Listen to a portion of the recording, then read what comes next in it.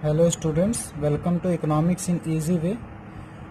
आज हम लोग एक नया चैप्टर स्टार्ट करते हैं। बहुत ही इम्पोर्टेंट चैप्टर है जिसके बारे में बहुत मार्केट में र्यूमर्स भी हैं। एक टफ चैप्टर माना जाता है और थोड़ा सा टफ है, प्रैक्टिकल बेस्ड चैप्टर है, बट इम्पॉर्टेंट चैप्टर है और इंटरेस्टिंग चैप्टर है। और सबसे इम्पोर्टेंट कि इस चैप्टर का वेटेज बहुत है, ये आपको 10 to 12 मार्क्स दे के जाएगा। ठीक है, तो इस चैप्टर को हम लोग बहुत ही अच्छे से पढ़ेंगे और बट गारंटी हमारी है जितनी भी वीडियोज हैं सारी देख लेंगे तो नेशनल इनकम के कोई भी क्वेश्चन आप इजीली सॉल्व कर ले जाएंगे। यानी कि नेशनल इनकम से एटलीस्ट कोई क्वेश्चन आप ऐसा नहीं होगा कि आप ना कर पाएँ या ना बता पाएँ, चाहे वो थियोरेटिकल पार्ट हो चाहे प्रैक्टिकल पार्ट हो। वैसे प्रैक्टिकल का एक 6 मार्क्स का क्वेश्चन आता है, बाकी 4 या 6 नंबर की थ्योरी भी, यानी कि 10 से 12 नंबर का जो है क्वेश्चन इस चैप्टर से आना ही आना है। दो चैप्टर 3 और चैप्टर 4 मिला के ये एक ही चैप्टर है एक्चुअली, नेशनल इनकम। और उसके बाद फोर्थ है कैलकुलेशन ऑफ नेशनल इनकम। तो दोनों नेशनल इनकम के बारे में ही बात कर रहा है दोनों चैप्टर। तो दोनों चैप्टर 3 और चैप्टर 4 क्या है, नेशनल इनकम है। ये दोनों मिला के आपको 10 to 12 मार्क्स दे के जाएगा। तो इसको हमको बहुत ही अच्छे से पढ़ना और समझना है। तो आइए देखते हैं, स्टार्ट करते हैं नेशनल इनकम। तो सबसे पहले नेशनल इनकम चैप्टर है हमारा, तो देखते हैं नेशनल इनकम क्या होता है। National income is the sum total of factor income. Factor income को अंडरलाइन करेंगे, समझते हैं फैक्टर इनकम क्या होता है अभी। Factor income earn by normal residents of a country during the period of an accounting year. मतलब नेशनल इनकम क्या है, sum total of factor income.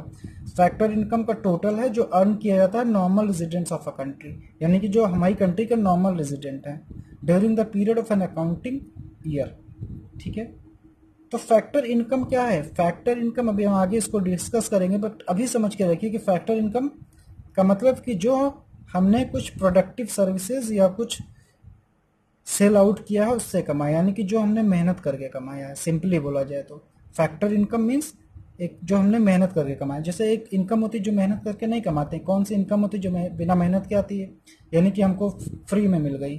For example आप स्टूडेंट्स, आपको स्कॉलरशिप मिल गई या किसी को डोनेशन मिल गया, तो that is not the factor income, that is transfer income. अभी हम आगे डिस्कस करेंगे फैक्टर इनकम और ट्रांसफर इनकम क्या होता है। तो फैक्टर इनकम यानी जो मेहनत करके कमाते हैं, earn by normal residents of country during the period of an accounting year. यानी एक अकाउंटिंग ईयर में जितनी इनकम कमाई जाती है इंडियन रेजिडेंट्स के द्वारा, normal residents of the country, वो सब क्या है, नेशनल इनकम है। तो नेशनल इनकम को हम बोल सकते हैं कि ये अपनी पूरी कंट्री की इनकम होती है। इसको हम डिनोट करते हैं NNPFC, यानी कि ये NNPFC क्या है, नेशनल इनकम है। ठीक है, तो NNPFC बोले या नेशनल इनकम बोले, अभी NNPFC का ही ज़रूरत लगेगी आगे जैसे हम बढ़ेंगे। ठीक है, तो नेशनल इनकम को कैसे लिखते हैं, NNPFC। अब NNPFC कौन सी मुसीबत है, net national product at factor cost. NNPFC means net national product at factor cost. ठीक है, तो ये इतना समझ में आ गया आपको कि नेशनल इनकम क्या होता है। तो नेशनल इनकम क्या होती है, sum total of factor income, मतलब टोटल इनकम जो कंट्री के नॉर्मल रेजिडेंट्स ने अर्न करी है ड्यूरिंग एन अकाउंटिंग ईयर, वो नेशनल इनकम हो गई, यानी हमारी कंट्री की इनकम। अब आते हैं इसमें कुछ टेक्निकल टर्म्स यूज हुए, फैक्टर इनकम और नॉर्मल रेजिडेंट। तो फैक्टर इनकम हम लोग डिस्कस करेंगे कि फैक्टर इनकम है क्या। अभी सही से समझ में नहीं आया होगा ना आपके कि फैक्टर इनकम क्या होता है। तो आइए देखते हैं फैक्टर इनकम क्या होता है। और इस चैप्टर से थियरी भी आती रहती है, तो थियरी को हमको स्किप नहीं करना है, प्रैक्टिकल भी आएगा और थियरी भी आएगा, दोनों आएगा। Factor incomes are those incomes which are received by the factors of production by rendering their factor services, यानी कि factors of production. Factor income क्या होती है, आर दोज इनकम जो रिसीव हुई है फैक्टर ऑफ प्रोडक्शन से। यानी कि फैक्टर ऑफ प्रोडक्शन मतलब हमने सपोज ये पेन है, तो पेन को हमने प्रोड्यूस किया, इसको बनाया, सेल आउट किया, तो हमको इनकम जो आई वो फैक्टर इनकम है। या एज अ प्रोफेशन कोई है, हम टीचर हैं, टीचिंग करते हैं, वहां से इनकम आती है, कोई डॉक्टर है, कोई लॉयर, वहां से इनकम आती है, that is the factor income. Factor incomes are earned income, यानी अर्नड इनकम है ये, कमाते हैं, हम लोग मेहनत करके कमाते हैं, यानी फैक्टर इनकम क्या है, जो हम लोग मेहनत करके कमाते हैं। These are included in the estimation of national income, यानी कि जो फैक्टर इनकम होती हैं that is included in the estimation of national income, यानी कि ये नेशनल इनकम का पार्ट होती हैं। फैक्टर इनकम नेशनल इनकम का पार्ट होती है। अगर इसके एग्जाम्पल की बात करें तो रेंट, इंटरेस्ट, प्रॉफिट एटसेट्रा, यानी कि जो रेंट हो गया, इंटरेस्ट हो गया, प्रॉफिट हो गया। अब देखिए रेंट है तो हमने प्रोडक्टिव सर्विस की है ना, हमने उसको घर बनाया होगा, हो सकता है लोन लेके बनाया हो, या उस पर हमने कुछ ना कुछ वर्क करते हैं, तो वो फ्री में नहीं मिली है।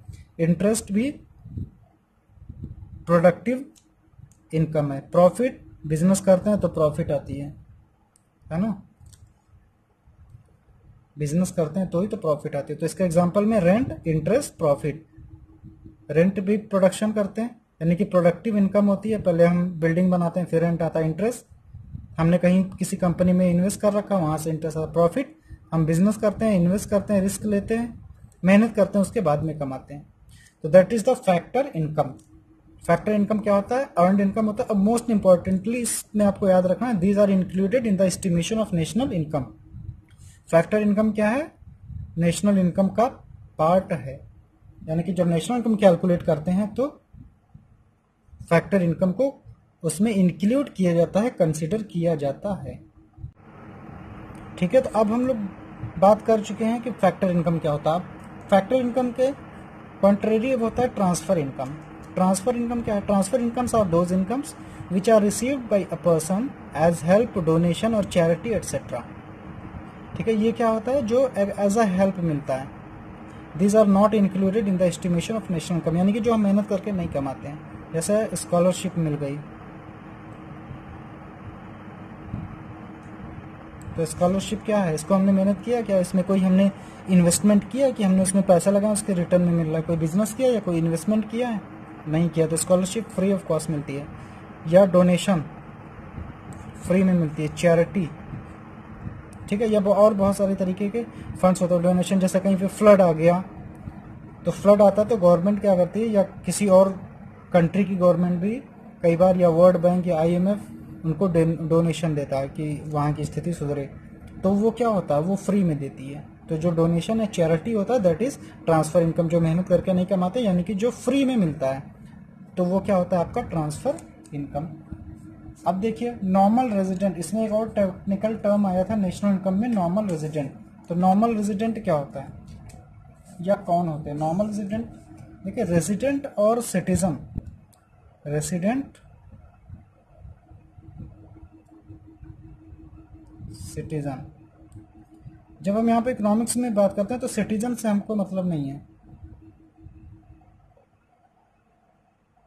ठीक है, हमको सिटीजन से मतलब नहीं है। रेजिडेंट होता, सिटीजन होता, तो रेजिडेंट से मतलब है।